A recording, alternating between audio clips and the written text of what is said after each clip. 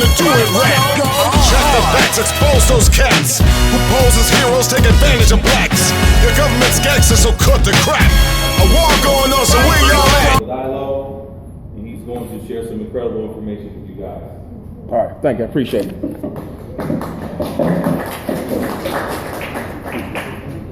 All right, my name is Diallo-Sekou. I'm the chairman of the Kemetic Empire. Excuse our tardiness this evening. So, what I want to touch on is some introductory type of information when we talk about wealth. We want to understand what wealth is, how do you attain wealth, and how do you keep wealth. And one of the main issues is we don't have wealth. So let me ask y'all a question. Who can tell me what wealth is? Accumulation of anything. Popcorn. Information, property, riches, and things like that. The things that you can hold for a long time.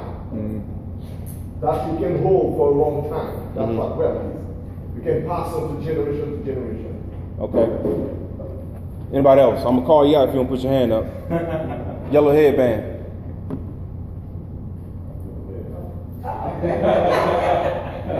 The other yellow.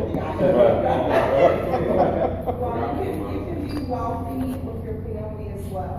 So it depends, it's in the eye of the beholder. Whatever is important to you, you know, you can be wealthy in a lot of, just because you have money doesn't mean that you're wealthy.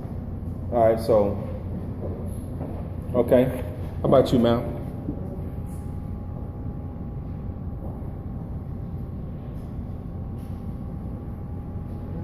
Anything that can be transferred, goods, soap. Good soaps, okay.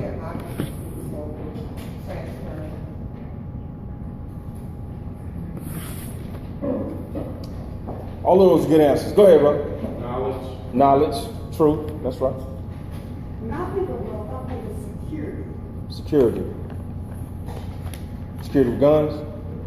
Bodyguards? What type of security? I think of being secure. That means I'm secure, I'm okay. Let me give you a fact about security. Did you know that only 8% of people in America would rather work for themselves? Only 8% out of all Americans want to work for themselves. Do you know why? Why? What was your answer? Security. Right. Nobody wants to take the risk. And nobody wants to take the responsibility of being their own boss. Fear. Fear is big. Complacency. And most of us was created in a condition to be dependent, not to be independent, not to be a thinker, not to be a doer, but to be a consumer, not a producer. So how do you change that condition? This is one of the ways you begin to change that position. And a lot of times we don't have that dollar to get us started, or the information, or the resources. But like I asked when I was in DC, how many people in the room, since you was waiting on us, know each other? Right. And how many took the advantage to get to know the people that they don't know? Even though we are considered like-minded because we came to this particular thing. You understand what I'm saying? Yes. Yeah. You have to be able to take advantage of stuff. Every opportunity is an advantage. If you're in the ghetto, there's plenty of opportunity. Right? Yes. If there's murder in the street, there's plenty of opportunity. If there's political offices, there's plenty of opportunity to take advantage, to begin to create wealth, get money, however you want to do it. You have to be able to get out of the condition of looking for something to come to you versus you going to go get it. Does that make sense? Yes. So, when we talk about wealth,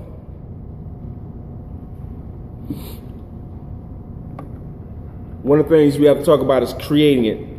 And one of the ways we talk about is owning and controlling the resources, which is my tag. Ownership and control is the only movement. So Wilmington, Delaware is the biggest city in Delaware. It also is called Murder USA, right? Everybody from Wilmington? Okay, I'm from Jacksonville, Florida, and a report just came out. We're number 19 in the nation when it comes to murders. of violent crimes. So its nickname is Bang'em where you hang 'em in Jacksonville. So I'm in Murder, came from the Bang'em all the way to Murder, USA.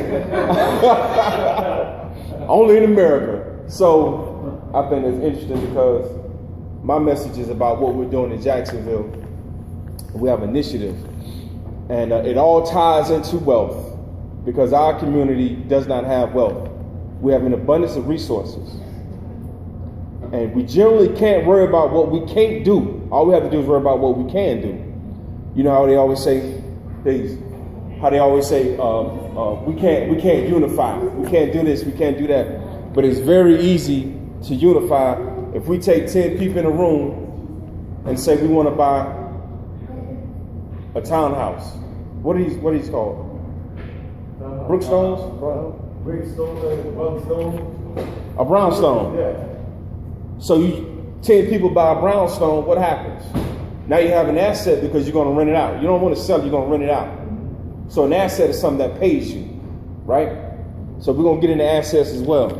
So if you take 10 people in here, you purchase one, you're not going to get rich, but now you have a residual income. And I'm just giving you an idea. It's real easy. When you walk, when we drove around these corners, you see vacant house, vacant lot, house. In other words, there's plenty of opportunity to own property. People say they wouldn't want to own it in here, but people need food, clothing, and shelter. Those are 3 primary things human beings need. We think we need technology. It's a great opportunity in the IT field and the technology field. But food, clothing, and shelter, we have to eat every day. We need a place to lay our head, right? We don't grow our food. How many people grow their food? This is what this is about. This is moringa powder. I gave everybody a pamphlet. We grow this. And then we dehydrate it, and we turn it into a powder for your consumption.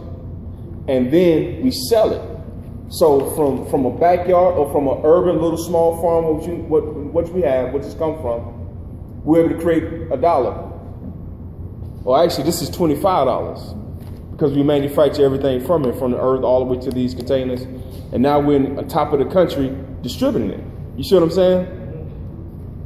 So let's just say if I said I want to distribute this in this product, and everybody can, I don't know the pyramid thing, but I'm just saying, for example, if you set up a distribution thing to sell products, it's plenty of opportunity. This is from nothing. This is literally from the ground up, and we did it. But the reason we did it is because our people don't control their food, and it's a huge. And one of our main issues is dis-ease, which the primary cause of dis-ease is from the food, improper nutrition, lack of exercise, the whole thing. So, crime in Murder USA. How do you? Well, let me ask you this: what causes crime? Poverty. Give me another one. Give me another one. Give me another one. Lack of knowledge. Lack of knowledge. Low self-esteem. Low self-esteem. Come on, man. We got poverty 3 times. Give me something else. I was going to say ignorance. Ignorance, that's lack of knowledge. Fear, lack of spirituality. Lack of spirituality. Drugs. Drugs, poverty, lack of knowledge. Poverty, so y'all know, is controlled by the government. All right? Poverty can end overnight. It's all about who putting the resources, who's controlling the resources. That's lack of knowledge comes out of the house. It's systemic. What we're dealing with when we talk about lack of resources, like this. So, if we know the issues of what causes crime, can we stop poverty? Yes, no? We can stop it. Can we stop poverty? We can. You can stop. That's a yes. Can you stop lack of knowledge? Yes. Can you increase spirituality? Yes. Now, I'm not a genius, but I swear y'all had a solution. But we still Murder USA. We're still 19th on the chart. So what does that say? There's no action. There's no execution. No willingness. There's no determination. There's no drive to end crime, to end poverty, to end lack of knowledge. It is all an individualistic state of mind. which is a Western form of thinking. You haven't got to the collective yet. You're collectively here, but you're still an individual looking for something. Right? Collectively means we got to work together. That's one of the hardest issues that we have. And it doesn't take a lot. Jesus, people believe in Jesus? What are Jesus people at? 2 people? 1 people? 1 person? 1 church person? For those who believe in Jesus. I like the Jesus story. Anybody got a Bible on? Nobody on? Pull it up. Pull up Psalms 82 for me. How many people Jesus walked with? How many he walked with? He walked with 12 people. How long ago was that story? That 2015? Right? 2,000 years ago, we still talking about how long was his mission? You know how long his mission was? 3 years. Put in work for 3 years and was murdered for it. Psalms 82.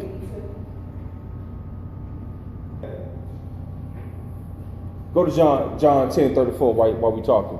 So, John 10:34. How many understand what we just heard? I'm not gonna hold church. I'm gonna read this last one. I swear. Yeah, because we keep the same thing up and over again without doing anything, without changing anything. What do you think it takes for change? The desire, the willingness, sacrifice. What was the Jesus story about? Talk to me. When you want to run your own business, you have to do what? When you become a parent, you have to do what? If you're looking after somebody else's child, you have to do what? Even if you're feeding the homeless or teaching them how to feed themselves, you have to. Right. Now, Jesus was an enabler because he gave him, what did he do? Fish and bread? I was like, all right, see y'all later. Y'all go ahead on. He didn't give him a pole and say, hey, this is where you find the worms. Over here's bass, over there's tilapia and trout, some crabs and shrimp. This is where you go. You want to do some raised beds? This is where you raise da-da-da. He did this and it was done. So we have to be about the thing of empowerment when it comes to doing what we're doing. The mental condition has to be there. Because if you got the money, if you can't be responsible for a small thing, how are you going to be responsible for a bigger thing? And a small thing is in the nature, the law of nature. Self, family, neighborhood, city, boom, boom, boom, boom, boom, boom. And it expands out. It doesn't go up and down. The mentality expands, just like the universe. One of the concepts that we always say, I'm trying to make it to the top.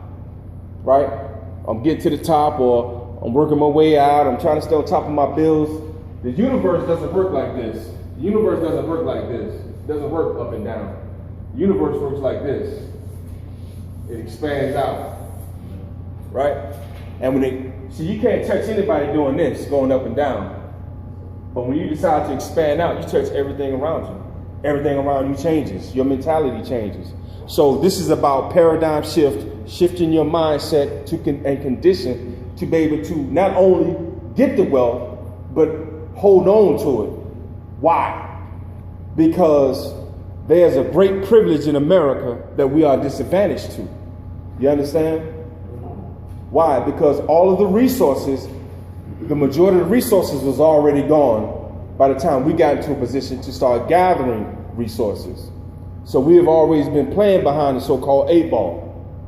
So at some point, we collectively, before the desegregation, collectively we were working together only because we had no choice. But after desegregation, the money went this way. Why? Because they said you couldn't come across this track. So all you had to do was everything stayed right here.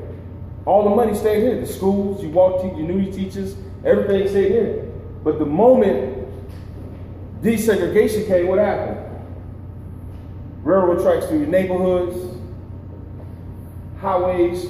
So when you came out the house, your money went straight out. No development in your areas. No new development. Developments were south or north of you. So everything that stabilized your community was gone. And then the things that were in your communities that took the place of the things that took care of our grandparents, were not ours. They were all foreign. So that money still was gone. So the key to this wealth thing is making sure you know how to keep it. Hold on to it. And that comes with education. The education is a very key important education in financing. Simple. 1, 2, 3 stuff. For example, anybody have a job? Anybody have a job in there? Okay.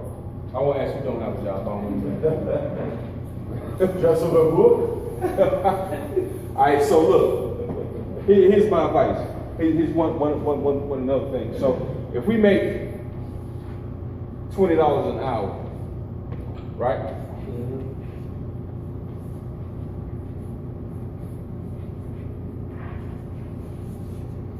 Pay yourself first. Anybody heard of that? How many do it though? How many heard of exercise? You know, how many of us do it? Okay. So, pay yourself first. That means you're going to pay. And you know what it takes to do this? If you make $20 an hour, you have to pay yourself $20 a day, right? You say, God damn, I'm sorry, Darren. Oh, this. What does that take to pay yourself $20 a day? Nothing. That's sacrifice. We're going to stay right here. Yep. All night. Sacrifice. The brothers coming up behind me are going to give you some stuff that's going to give you a headache.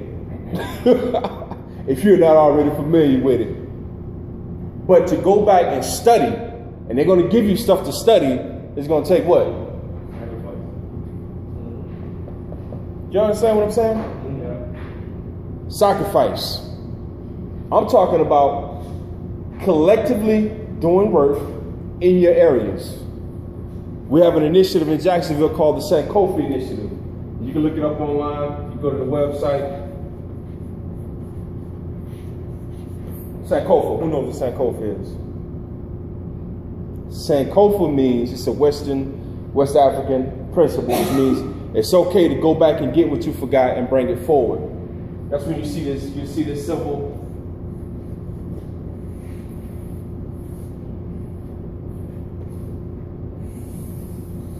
You see this bird with the egg on. Oh, what's the bird looking back? He's getting the egg off his back. That's what that is. And what it is geared towards this. It's geared to concentrating on one area in the city. So if you want to talk about eliminating crime, or just look at yourselves as developers of the area and the human development, right? So if we say, this is Delaware, and this is, let's just say we all live here in this section right here.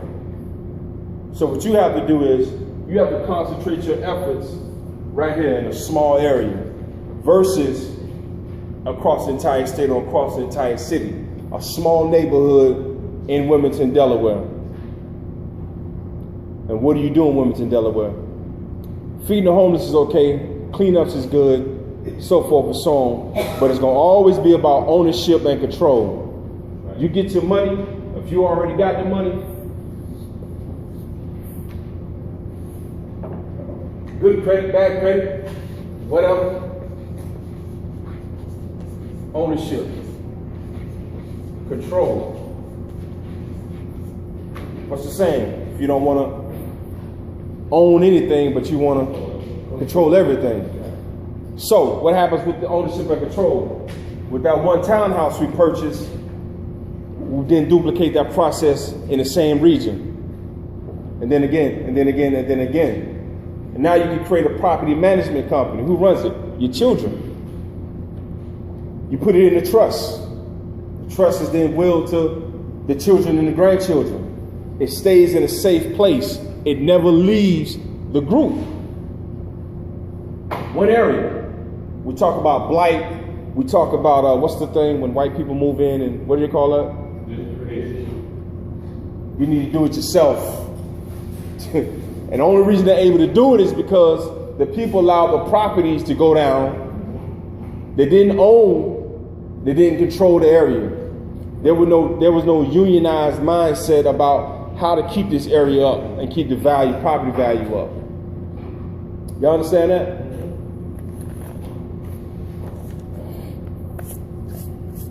So when we talk about a systemic system,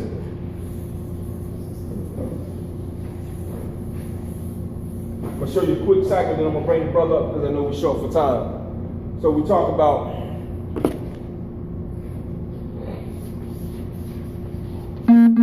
courts. Who knows what courts are working off of? Are they working off laws or statutes?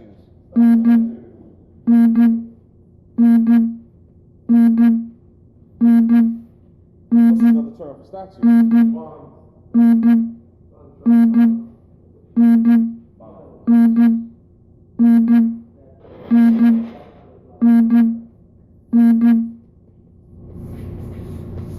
Prisons.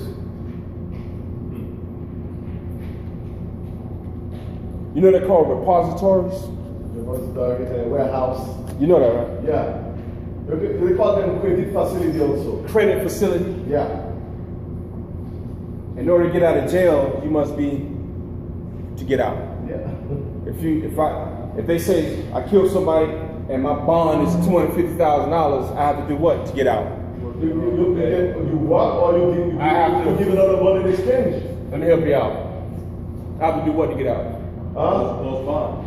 Post bond. Yeah, you post bond. All right. When you're in the courtroom, right? Mm-hmm. You got the Courthouse, courtroom. you got the sheriff. Mm-hmm. You know what the sheriff does? The bell. He takes property.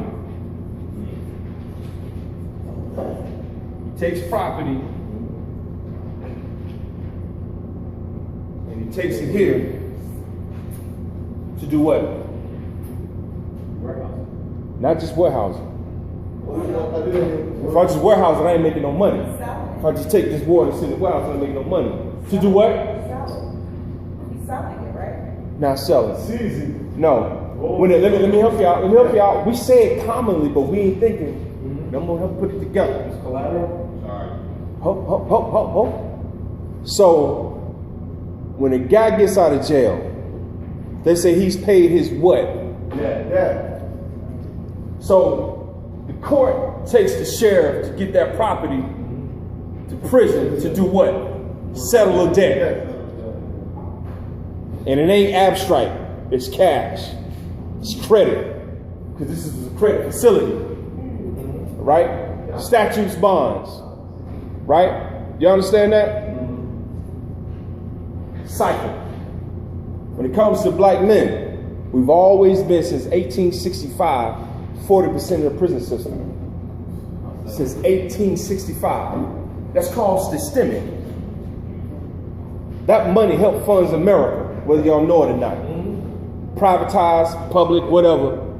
And it's also part of a trust. Several different trusts. Prison trusts. Okay? So then, I'm going to wrap this up.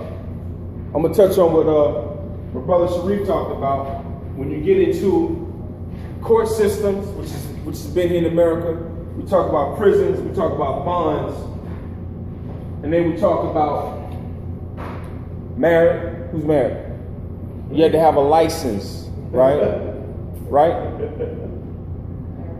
Marriage license.